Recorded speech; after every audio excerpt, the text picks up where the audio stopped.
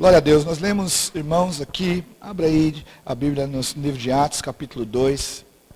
Nós vamos falar hoje sobre essa condição e essa intenção de Deus, esse propósito de Deus, que é a nossa união, a nossa unidade, a nossa comunhão, como nós lembramos aqui no grego a palavra koinonia. Nós vamos falar sobre isso, que é um domingo especial aí, né? E bem característico a lembrarmos disso, da koinonia, da comunhão, da união dos irmãos. Nós vemos lá no capítulo 2, versículo 1 aqui, no tempo da oração aqui do louvor, que havia um propósito da igreja, estavam eles reunidos. Esse propósito era plenamente da vontade de Deus. Se você voltar um capítulo aí, no capítulo 1 do livro de Atos mesmo, você vai ver ali, a partir do versículo 7, Jesus, antes dele subir aos céus, ele deu essa direção para os seus discípulos. Foi a direção mais clara e talvez a mais importante que Jesus deixou para os seus discípulos antes dele subir para o céu. Ele andou 3 anos com os discípulos, ensinando, alimentando, orientando, dirigindo aqueles homens, até no momento em que eles tiveram a necessidade financeira de pagar o seu tributo, né? Jesus estava ali, provendo a condição. Ele fala para Pedro, vai lá, pesca um peixe. O Pedro pesca um peixe e vê que lá dentro do peixe tinha as moedinhas necessárias para ele pagar o imposto que ele precisava. Em tudo, Jesus estava acompanhando aqueles homens no cotidiano. E a vida de Jesus em nós é assim. Talvez não seja uma experiência tão maravilhosa como essa, né? Mas alguns testemunhos que nós ouvimos até nesse nível. Isso não é regra. Não é regra. Mas uma condição ali, onde Jesus estava dizendo para Pedro, você vai lá, você vai fazer o seu trabalho, que ele era um pescador, e através do seu trabalho você vai ver o sobrenatural acontecendo, vai ter lá a moedinha necessária para você pagar o seu tributo. Às vezes, nós vivemos situações assim também na nossa vida financeira, de um sobrenatural de Deus, algo que nos surpreende, além daquilo que é comum. Em tudo, Jesus cuidou daqueles homens, andando com eles. Só que chegou a hora de Jesus voltar para o Pai, subir aos céus. Ele já havia consumado a obra ali na cruz do Calvário, já havia sido crucificado, ressuscitou. Por 40 dias ele ficou ali junto dos discípulos, ainda mesmo ressurreto, mostrando para eles muitas e infalíveis provas da sua ressurreição. Jesus estava ali completando a sua obra, mas chegou o tempo dele voltar para o Pai. Então ele deu uma direção clara para os seus discípulos. Ele disse assim, lá no versículo 7 em diante, não vos pertence saber os tempos ou as estações que o Pai estabeleceu pelo seu próprio poder, mas recebereis a virtude do Espírito Santo, que há de vir sobre vós, e ser-me-eis testemunhas, tanto em Jerusalém, como em toda a Judéia, como em toda a Samaria, até os confins da terra. E quando dizia isto, vendo eles, foi elevado às alturas, e uma nuvem o recebeu, ocultando aos seus olhos. Estando com os olhos fitos no céu, enquanto ele subia, eis que junto deles se puseram 2 varões vestidos de branco. Ali 2 anjos se manifestaram do lado dos discípulos que estavam olhando Jesus subindo, os quais lhe disseram, varões galileus, por que estáis olhando para o céu? Esse Jesus, que dentre vós foi recebido em cima no céu, há de vir, assim como para o céu o vistes ir. Então voltaram para Jerusalém, do monte chamado das Oliveiras, o qual está perto de Jerusalém, a distância de caminho de um sábado, e entrando, subiram ao cenáculo, a sala ali onde eles habitavam, Pedro, Tiago e João e André, Filipe, Tomé, Bartolomeu, Mateus, Tiago, filho de Alfeu, Simão, o zelador, e Judas de Tiago. Todos estes perseveravam unanimemente em oração e súplicas com as mulheres e Maria, mãe de Jesus, com os seus irmãos. Jesus subiu e falou, olha, vocês vão receber virtude do Espírito Santo, fiquem aí esperando essa virtude e fiquem juntos.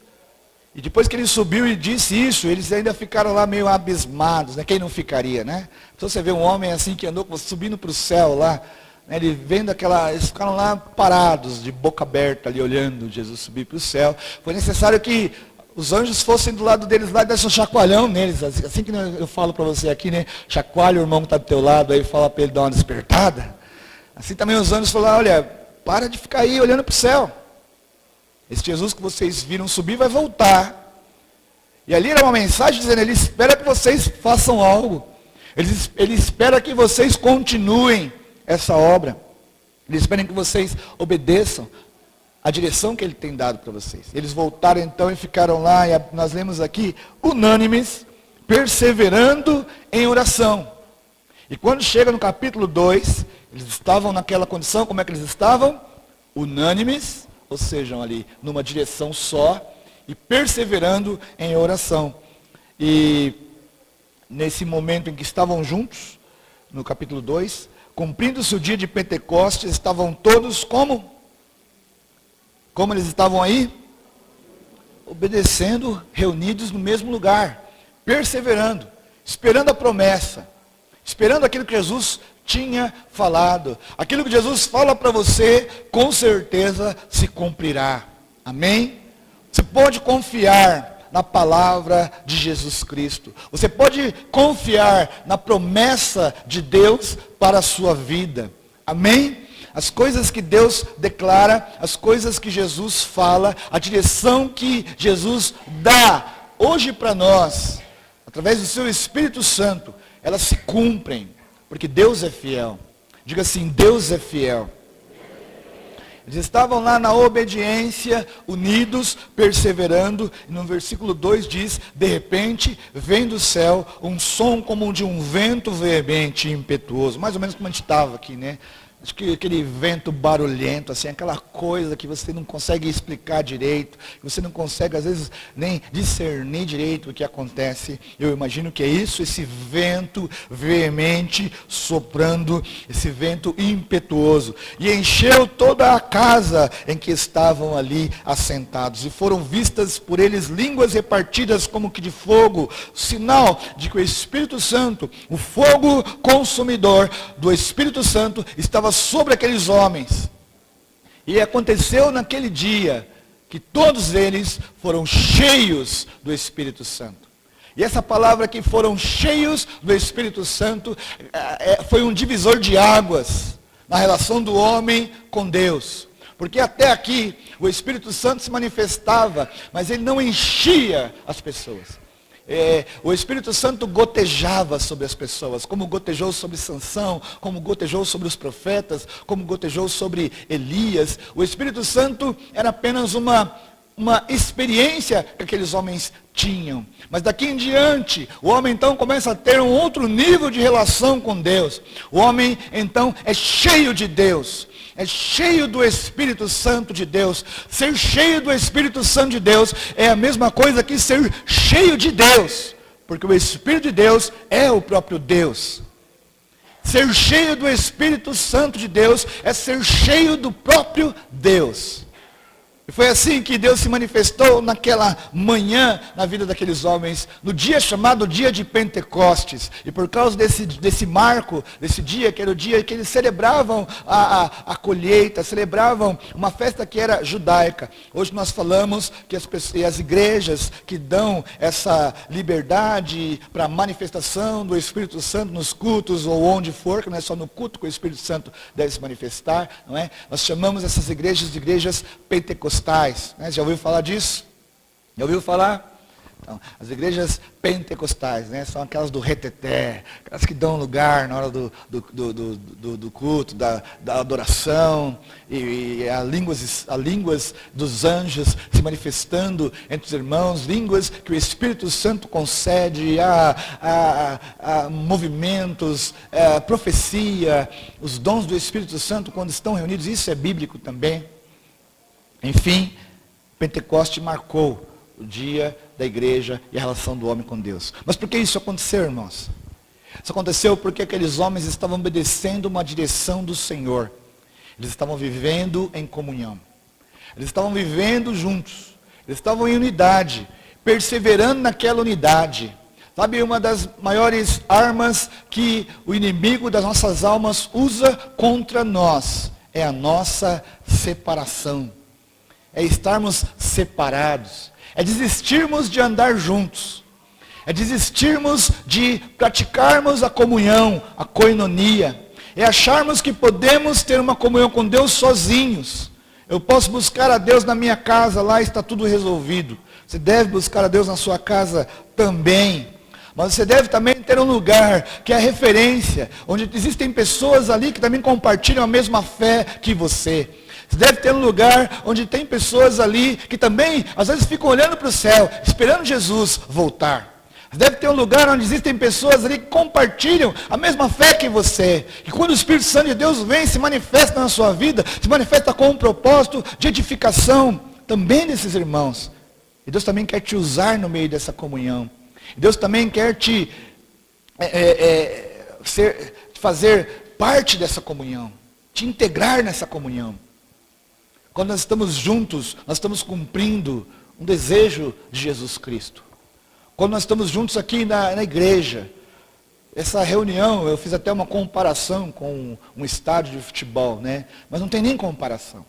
Porque essa reunião não é uma reunião apenas social, não é uma reunião apenas onde nós nos conhecemos como quem somos, a nossa pessoalidade, não nos apresentamos apenas com o nosso nome. Essa reunião é muito mais do que uma reunião social. É a reunião da igreja do Senhor. É o cumprimento de uma palavra que há quase 2000 anos atrás foi declarada por Jesus, dizendo: fiquem juntos. Fiquem juntos para que vocês recebam o poder do Espírito Santo de Deus. Esse é o poder da comunhão dos filhos de Deus. É o poder da koinonia.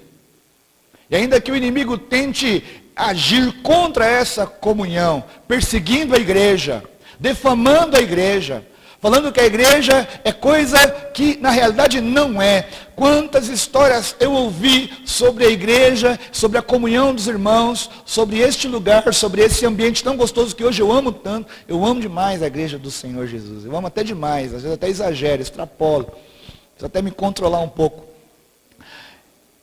Mas antes de me converter, quantas histórias eu ouvi sobre a igreja do Senhor e quantas delas com certeza eram mentira, quantas delas com certeza era defamação, quantas delas com certeza eram apenas para me assustar, para congelar o meu coração, para blindar o meu coração com relação a essa intenção de Deus.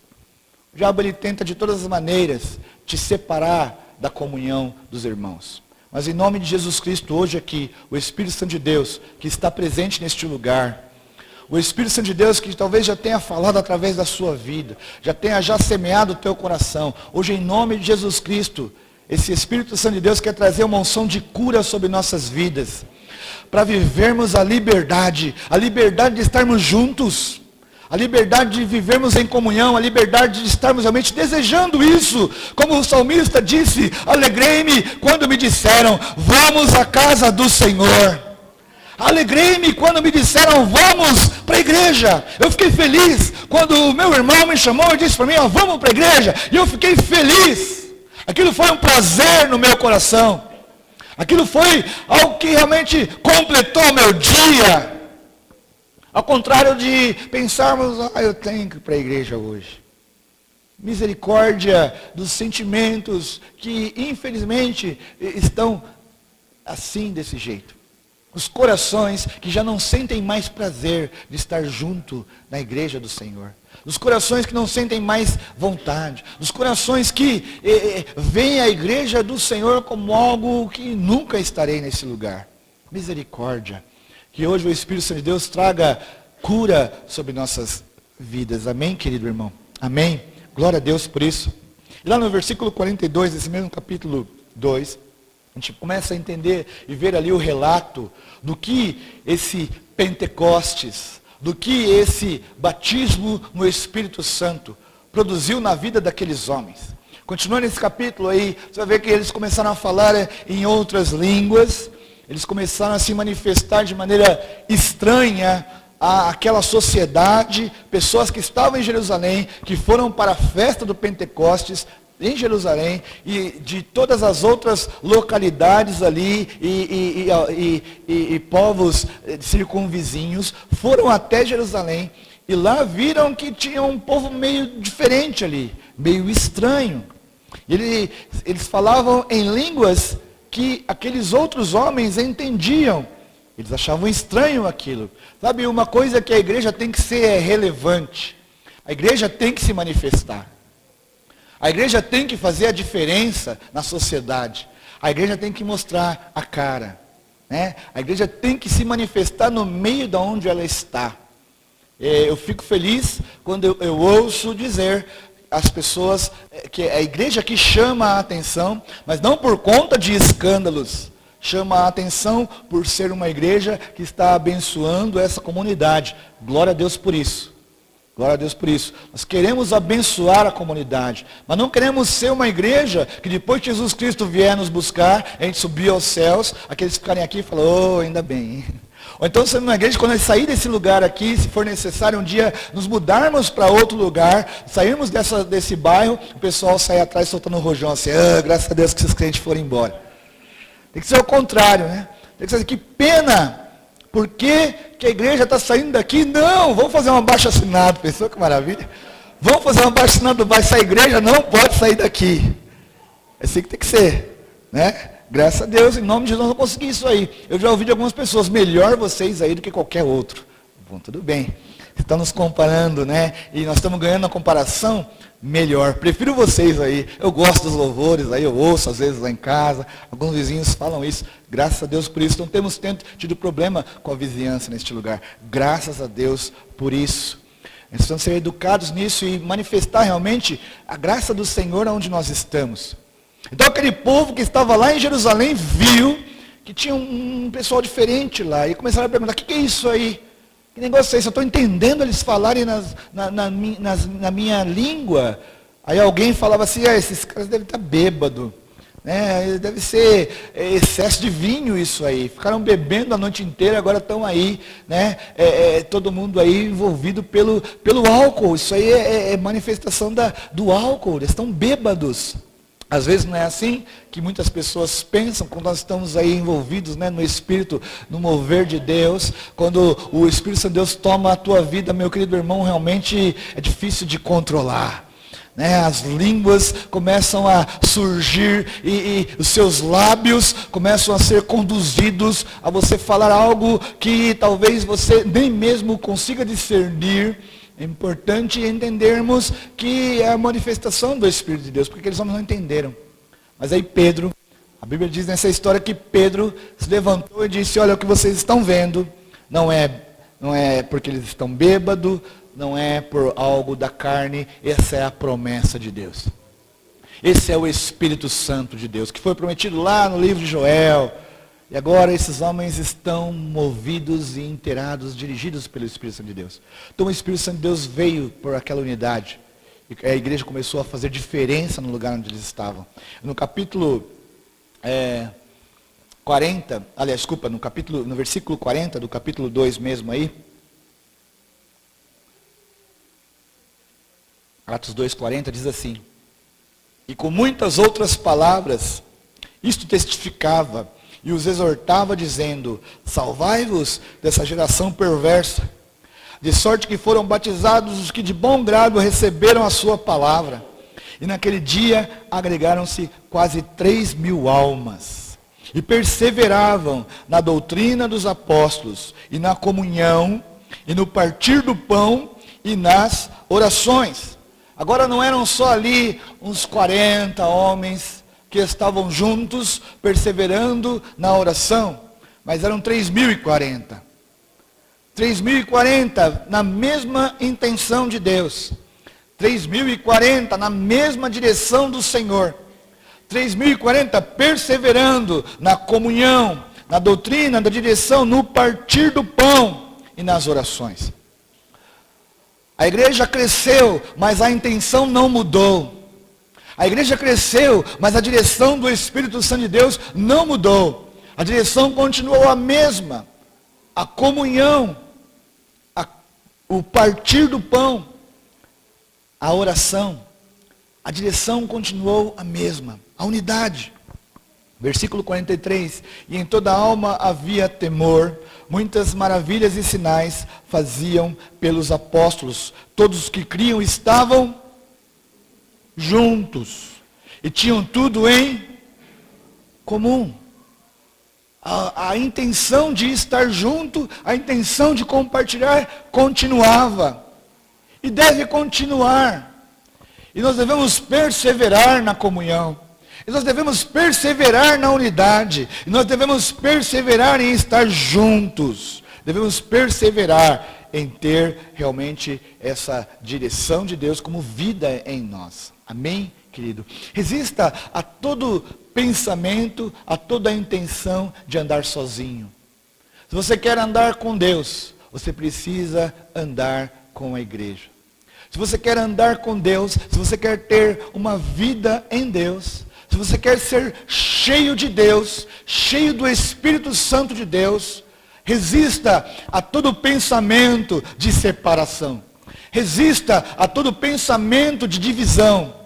Resista a todo pensamento de facção. Porque Deus quer que andemos juntos. Deus quer que vivemos a koinonia. Amém? Eu até mandei escrever essa palavra. E se puder, por favor, Bruna, põe para nós. A palavra koinonia. Do grego, significa realmente comunhão. Comunhão. Koinonia lá. Comunhão. No grego. Quando os apóstolos estavam perseverando na comunhão, eles perseveravam na koinonia.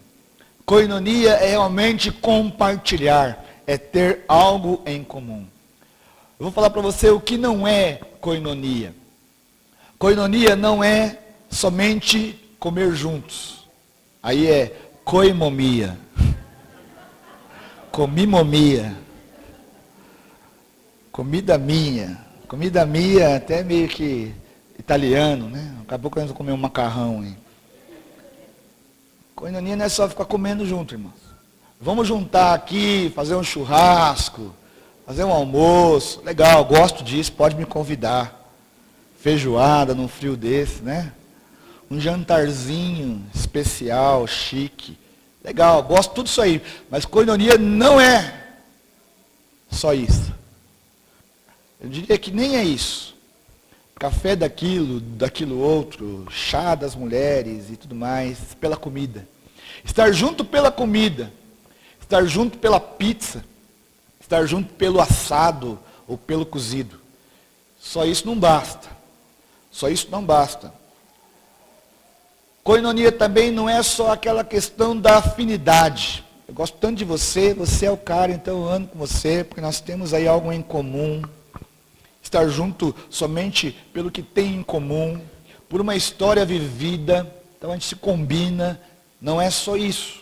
Koinonia não é só isso.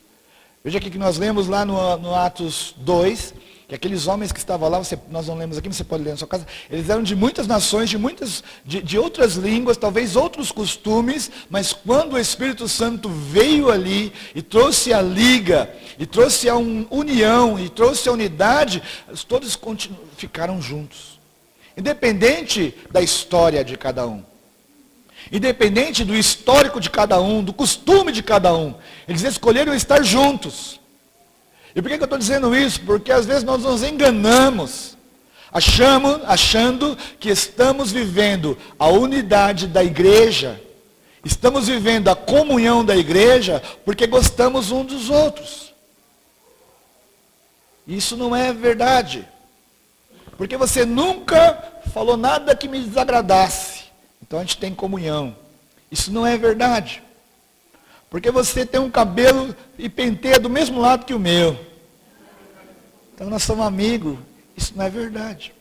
Uma vez eu falei aqui, né? Porque quando você vai comer, você coloca o arroz em cima e o feijão embaixo. Quem faz isso aqui? Arroz em cima e feijão embaixo. É? Arroz em cima e feijão embaixo, é. Ou às vezes o arroz embaixo e o feijão por cima. Uma coisa, né? Peguei você. Aí nós vamos jantar junto. Eu não vou jantar junto com você não. Por quê? Porque você coloca o feijão embaixo e o arroz em cima. A gente não tem comunhão. Estou dando um exemplo bobo aqui, né? Mas a Bíblia fala que esse mesmo Espírito que foi derramado sobre os apóstolos ali, sobre os discípulos depois, e sobre toda a igreja, e sobre toda a carne. Esse Espírito, ele usa as nossas vidas como ele quer. E existem em circunstâncias que mesmo movidos pelo Espírito Santo, nós vamos ver aí diferenças entre o mover de um, de outro. E nem por isso eu posso deixar de dizer ou de preferir a minha comunhão. Nem por isso. Ah, você é do louvor, fica aí. O meu negócio é oração. Não. Ah, não. Essa igreja tem que ser uma igreja de oração. Todo mundo só orando. Para que louvor? Eu vou procurar uma igreja onde só tenha... eu estava lendo uma história esses dias que a Bíblia diz também que como somos membros do corpo de Cristo, né? E cada um tem a sua particularidade. Um é mão, porque eu já vi um corpo, né? Só de mão, aquela mão grandona andando assim, né? Aquela mão da família Adams andando assim, assustadora aquilo, né? O corpo precisa de mão, mas o que mais que o corpo precisa? Precisa de braço, né? Precisa de pescoço, precisa de barriga, né? Não tão. Às vezes exagera um pouco, mas precisa também. Pernas, pés. Sabia que você sem pé, você não se equilibrava? Né? Não precisamos apenas das pernas, mas dos pés. Porém, se nós não tivéssemos pernas, né, um pé aqui em cima, como é que seria? Né, Deus nos fez com essa graça maravilhosa e perfeição, assim. O ser humano é uma máquina maravilhosa. Agora tem uma coisa que ninguém fala. Nariz. Pensou uma cara sem nariz? É chato, né? É isso, mas... Que perfeição. Mas eu nunca vi ninguém, irmão, orando assim: Senhor, eu quero ser o seu nariz. Eu quero ser o seu nariz, Senhor. Mas até o nariz cumpre o seu papel. Pensou duas cavidades nasal aqui assim, ó. Porque nariz não é cavidade nasal, né? O nariz, ele cobre a cavidade nasal. Então pensou dois buracos aqui, meu irmão. E aí, você ia aceitar o pretendente bater na sua porta sem nariz? Fica meio estranho, né? Precisa de muito amor. Nariz é uma coisa que ninguém fala dele, mas é essencial. E o nariz tem que estar do lado certo, né? Para baixo. Só o nariz para cima. Quando chovesse, hein? Estou afogado. Fiquei cheio de água. Então não basta você ser o membro certo. Você tem que estar na posição certa, meu irmão. Amém? Não é verdade? E ainda que seja o membro mais, assim, que ninguém lembra. Duvido que você lembrou do seu nariz hoje. A não ser os adolescentes, né? Quando acorda e vê um outro nariz nascendo no nariz. Aí ele se preocupa com o nariz. Esse nariz não era para estar aqui não. Eu vou repreender e expulsar ele do corpo em nome de Jesus. Sai que esse corpo não te pertence. Mas cada um tem a sua qualidade, cada um tem a sua utilidade, Assim é o corpo de Cristo, meu querido irmão. Agora, eu não quero andar sem a minha mão. Eu não quero andar sem o meu pé. Senão eu não vou caminhar direito. Por isso que você precisa se dispor a essa comunhão. Às vezes até algumas divergências, mas precisamos estar juntos. Amém? Independente até da nossa afinidade. Precisamos estar juntos. Independente de um sentimento comum. Precisamos estar juntos. Tanto é que a koinonia, a verdadeira comunhão, ela traz luz. Ela traz luz. E às vezes nós, junto dos meus irmãos, é que eu percebo realmente quem eu sou. Não é? Junto dos meus irmãos, eu estou na luz. A maioria dos pecados que você comete, fala a verdade, é lá dentro do quarto escuro, quando não tem ninguém olhando, né? É verdade ou não é? As brechas que você dá, é onde realmente, a maioria delas é quando não tem ninguém olhando. E nem fez lá o Moisés antes de matar o camarada. A Bíblia fala lá que ele olhou para os lados, viu que não tinha ninguém, matou o egípcio. As brechas que nós damos, as nossas dificuldades, as nossas fraquezas, elas se tornam mais fortes, mais contundentes quando estamos sozinhos, quando estamos longe do corpo, quando estamos longe das testemunhas. Sabe esse irmão que está do teu lado aí? Ele pode ser uma coluna na tua vida, meu querido, para você crescer na comunhão com Deus. Você precisa disso, fala a verdade. Eu preciso disso. Eu preciso disso. Eu preciso de alguém que esteja perto de mim, perguntando, Hélio, como é que está, hein? Como é que está aí a família, as coisas, como é que está a igreja lá, como é que estão as circunstâncias, o trabalho, como é que está, o que você tem pensado? Essa semana eu tive um tempo lá com o meu discipulador e ele, como é que estão as coisas, parará, e eu, não, está desse jeito e tal. O que você está pensando da vida, futuro aí, não está assim, desse jeito. Precisamos disso, irmãos. Precisamos disso. Você precisa de alguém. Que não vai ser a sua esposa, né? Porque a esposa já vai sair pelo lado pessoal. Não vai ser o esposo, não vai ser talvez a mãe, o pai. Alguém que chegue para você e traga luz. Isso também é ter comunhão. Isso também é ter comunhão. Isso também é koinonia. E essa luz, às vezes, como Jesus, quando encontrou uma mulher samaritana lá no poço, né, e falou, realmente, você está casada já 5 vezes e esse seu marido não é seu. Revelou algo para o coração dela que só aquele momento ali de conversa podia revelar. Aquele momento ali de um convívio podia revelar. Ela falou, estou vendo que o Senhor é profeta. A koinonia deve trazer essa luz, nós devemos dar essa liberdade para o Espírito Santo realmente usar pessoas que possam se aproximar de nós para nos trazer um conselho, para nos trazer uma orientação, para falar realmente, né, que a gente não está tão bem, que precisa dar uma arrumada no cabelo, precisa dar uma melhorada ali na nosso jeito de ser. Arrumada no cabelo é brincadeira, tá? Esse é o mínimo. Que precisa mudar alguma situação na nossa vida. Isso é koinonia. Quando nós não aceitamos, quando nós não queremos isso, desejamos isso, quando a gente acha, não, eu quero ser legal com você, mas não fala nada para mim não, tá? Alguma coisa está errada nessa comunhão. A gente está numa comunhão então social. Não é a comunhão realmente da igreja. Não é a comunhão de Cristo. Amém, meu querido? Koinonia é isso. Comunhão é isso. Comunhão é eu ter um compromisso realmente de aliança. Como Jesus disse, eu sou a videira, vocês são as varas. Vocês não podem fazer nada sem mim. Nós não podemos fazer nada, não podemos cumprir o propósito de Deus sem estarmos juntos. Você poderia pensar, talvez, eu conseguiria fazer tudo isso aí sozinho. Eu conseguiria dançar, cantar, pregar, falar, testemunhar, fazer o almoço lá embaixo. Sabia que agora tem gente lá esquentando teu macarrão? Nós estamos aqui. O que é isso? Um compromisso de uns com os outros. Nós não podemos fazer nada sozinhos. Nós não podemos avançar, não podemos realmente crescer sozinhos. Mas nós precisamos desse compromisso de aliança. Nós temos aqui um trabalho de pequenas famílias nas casas, um grupo pequeno que se reúne nas casas.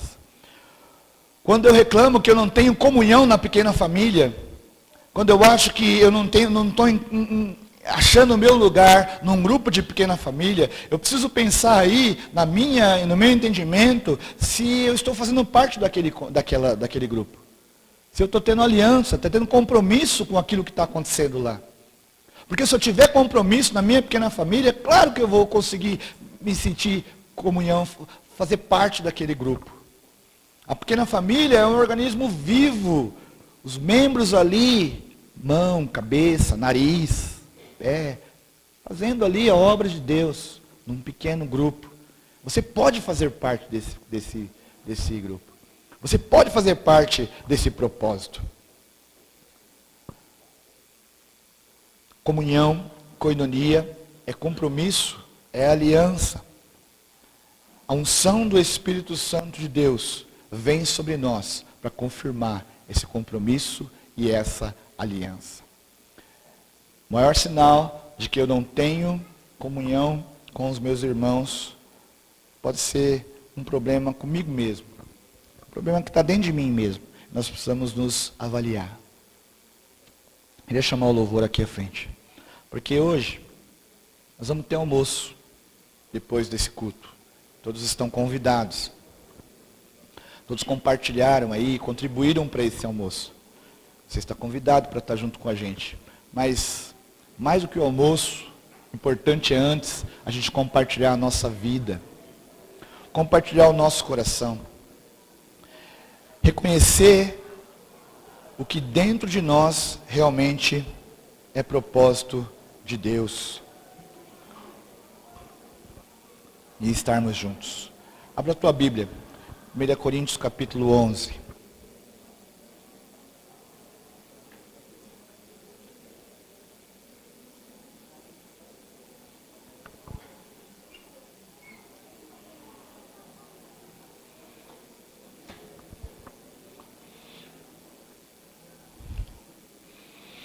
Sabe, eu tenho aprendido nos últimos tempos aqui, Deus tem falado muito forte mesmo no meu coração nesse sentido.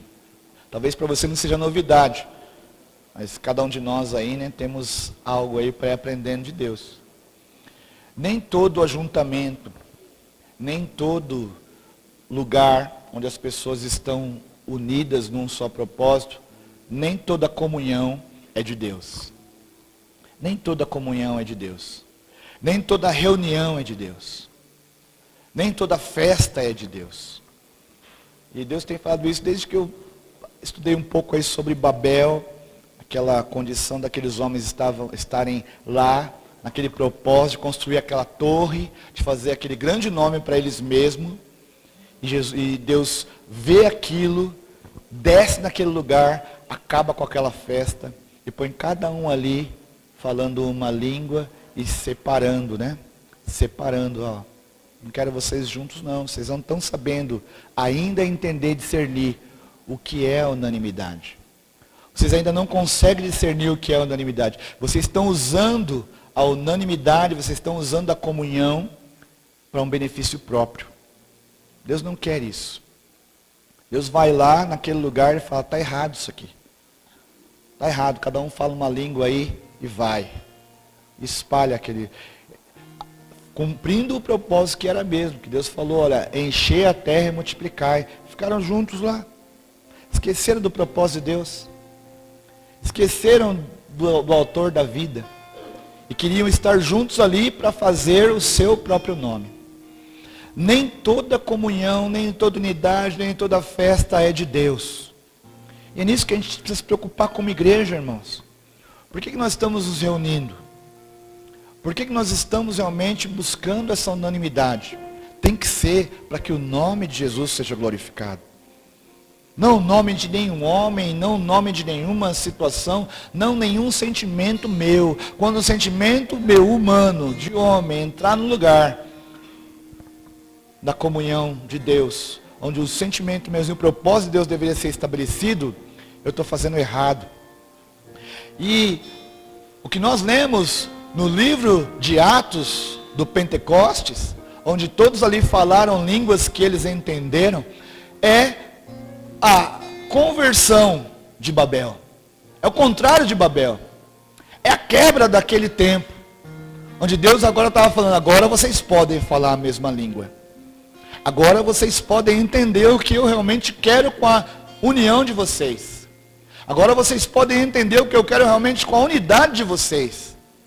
Vocês têm um propósito agora para viver em unidade. Que não é ficar construindo torre e lembrando do próprio nome.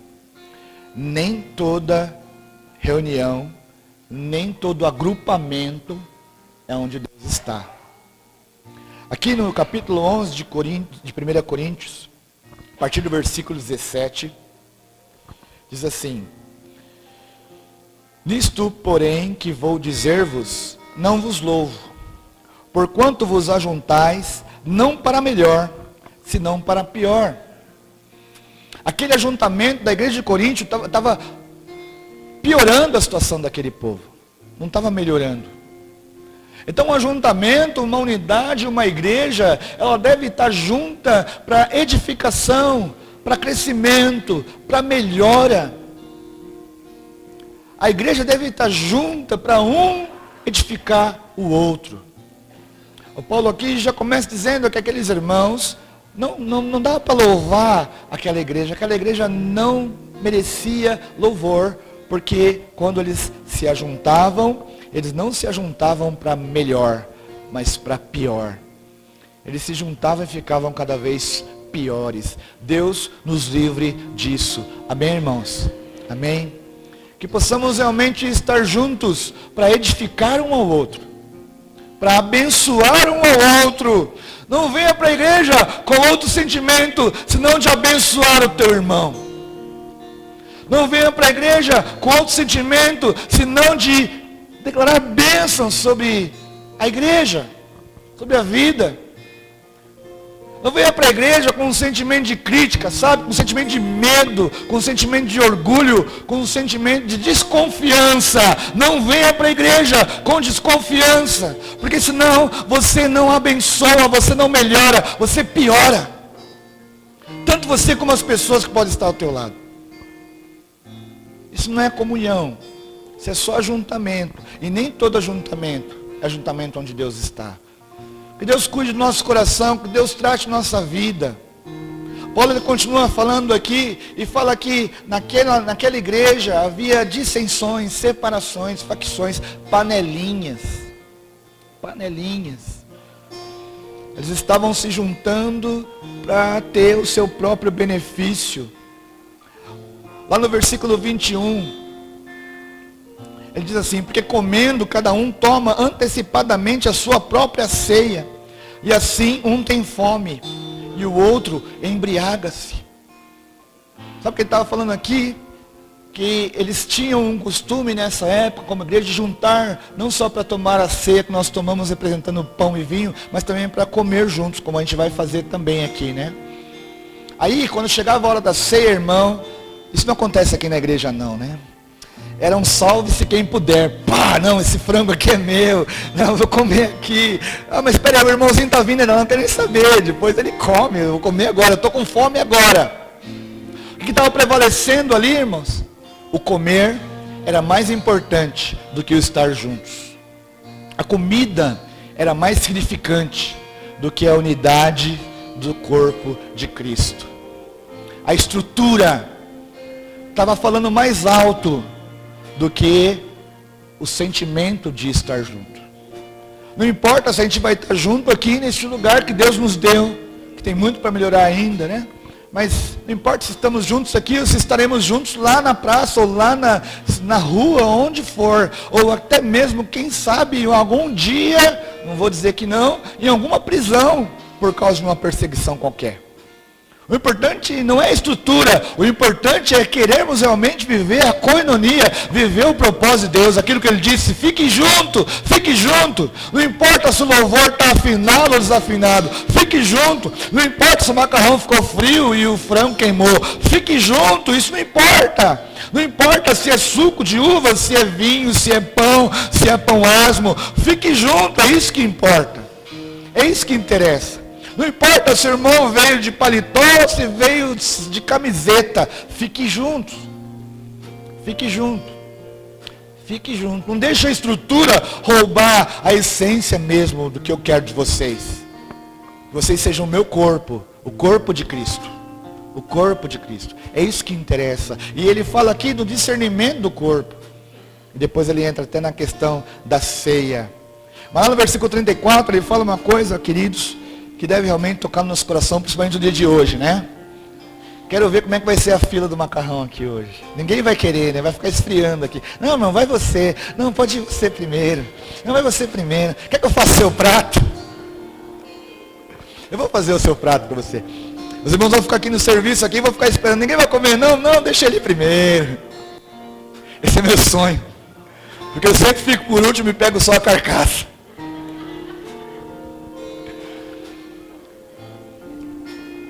Versículo 34 aqui, ele fala uma coisa muito forte. Ele fala assim: mas se alguém tiver fome, coma em casa, para que vos não ajunteis para condenação. Quer dizer, se é tão difícil assim para você segurar e esperar o seu irmão, nem participa disso. Nem participa disso não, come na sua casa lá. Porque a igreja do Senhor não é restaurante. A união do Senhor não é churrascaria, não é pizzaria. É realmente koinonia.